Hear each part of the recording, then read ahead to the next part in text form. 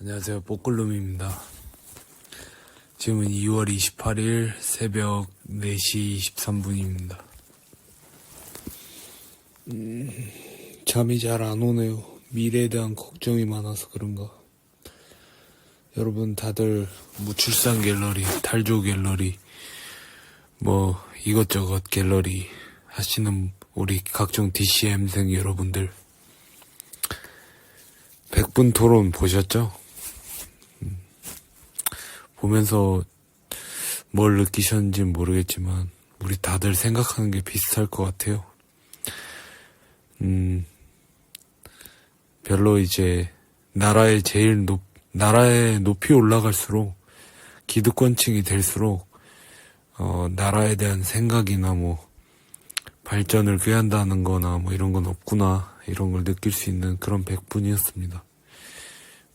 무의미한 100분은 아니었던 것 같아요. 어떻게 생각하는지 알 수 있던 그런 100분이었으니까 더욱더 어떤 의지를 확고하게 다지고 더 탕핑에 이제 힘쓰는 그런 동기부여를 얻게 되는 100분이 아니었나 생각합니다. 요즘 이제 대출을 많이 갚고 있는데요. 저는 많이 쉽지 않습니다. 돈을 갚는다는 게, 돈을 일단 갚고 좀 미련 없이 이제 좀 이 한국을 떠나서 세계로 한번 나가가 보려고 하는데 쉽진 않네요. 요즘 하루하루가 걱정이 많이 돼서 그런지 이렇게 잠이 잘 안 와요. 원래는 그냥 들어누우면 자는데 어떻게 된 일인지 이렇게까지 잠이 안 오고, 참 그렇습니다. 근데 제가 고깃집 알바를 하는데요. 고깃집 알바를 하는데 고깃집 알바를 하면 참 좋은 점이, 이게 사람들이 술을 먹으면 취하니까 사람들의 어떤 진실한 이야기를 들을 수 있다는 점이에요. 진짜 그 사람의 모습이 나온다는 거죠. 근데 오늘은 이제 좀 한가해서 제가 뭐 좀 소위 속칭 말해서 이제 좀 꿀 빨면서 그걸 하고 있었는데, 어떤 이제 뭐 회사 임원 좀 안 되는 그냥 부장님급 되는 사람 둘이 이제 술을 먹고 있더라고요. 고기랑 술을 먹고 있는데 보니까 저거 막 자기들끼리 막 시발조발 막 해가면서 얘기를 하더라고요. 그래서 뭐 그런가 보다 이러고 있었는데, 대화 주제가 좀 흥미로워. 대화 주제가 그냥 보통 아저씨들 그냥 주색 잡기 그런 이야기는 아니더라고요. 뭐냐면 어떤 한 아저씨가, 내용이 뭐냐면 어떤 한 아저씨가 이제 회사를 이제 뭐 나오네 마네 하는 그런 시점의 나이인가 봐요. 뭐 잘은 모르지만. 그래서 자기는 결론만 이제 이야기하면, 자기는 원래 자존심을 버리면 더 다닐 수 있는데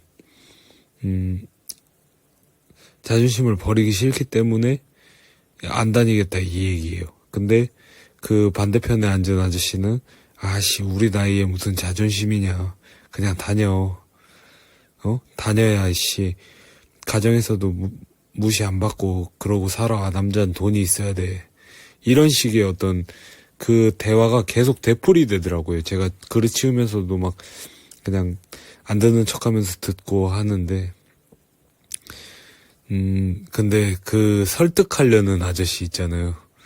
이제 퇴사하려는 아저씨를 설득하려는 아저씨가 뭐라 그랬냐면, 참 대단한 말인데요.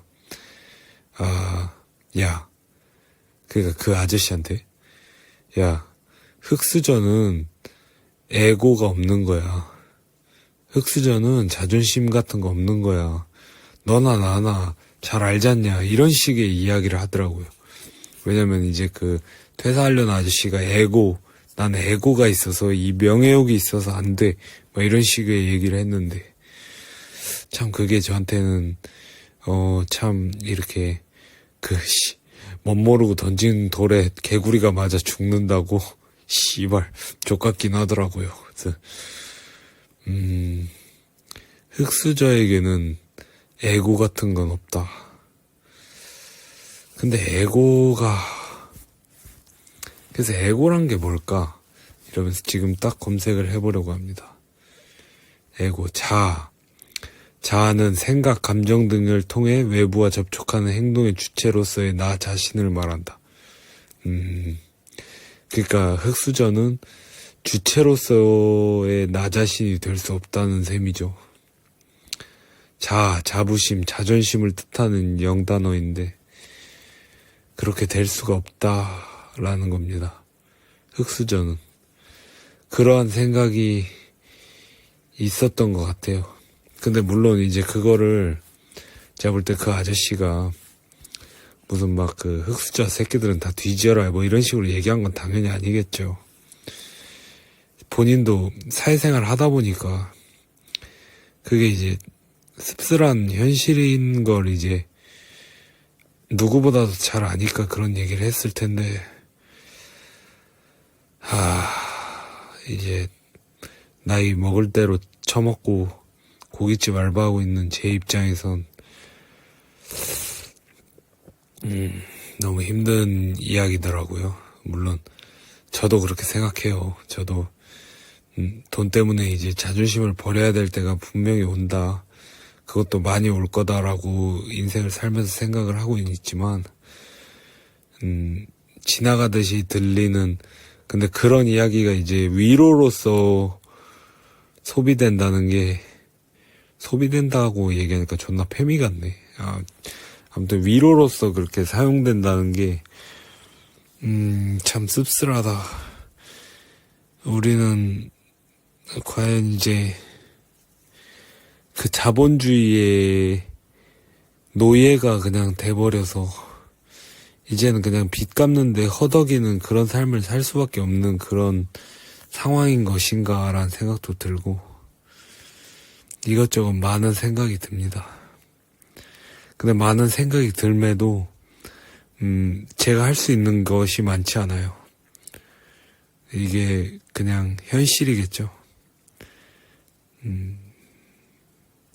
요즘 들어서 이제 그런 생각도 많이 해요.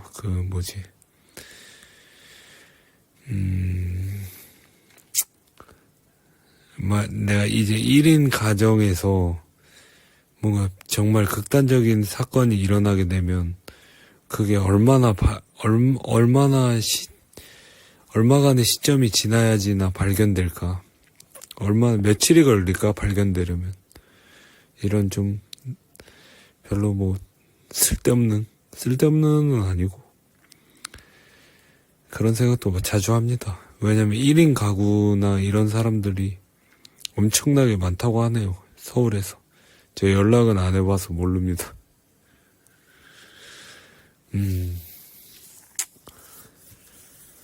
앞으로의 삶이 좀 기대가 됐으면 좋겠어요. 그렇진 않을 것 같은데 그래도 그랬으면 좋겠어요.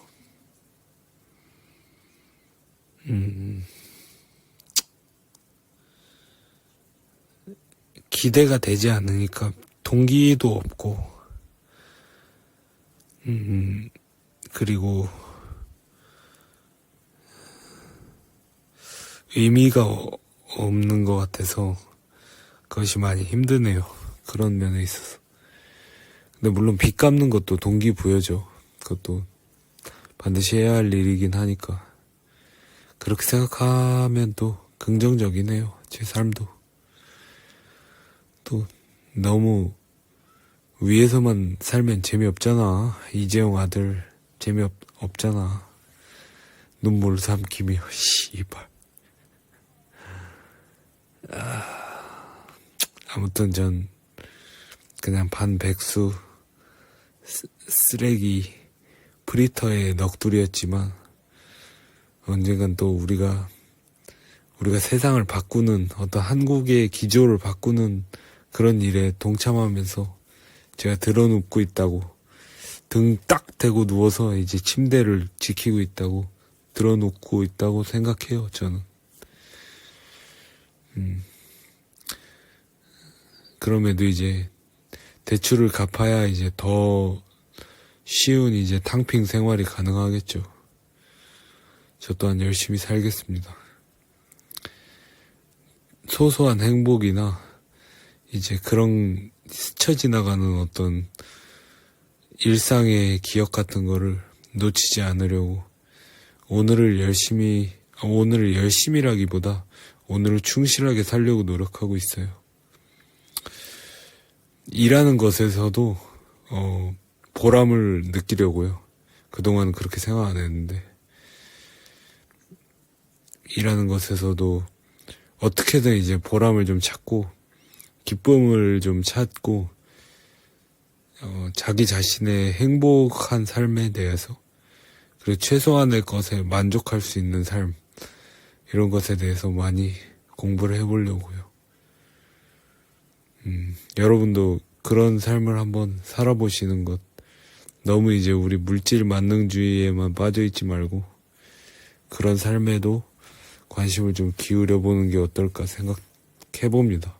물론 뭐 권하진 않습니다. 당연히 능력을 키워서 성공하는 게 맞는 거지만 못할 가능성을 또 염두에 두자는 거죠. 뭐 초치는 건 절대 아니고요.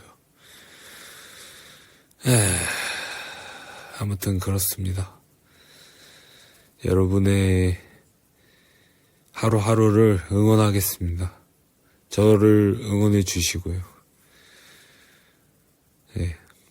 감사합니다.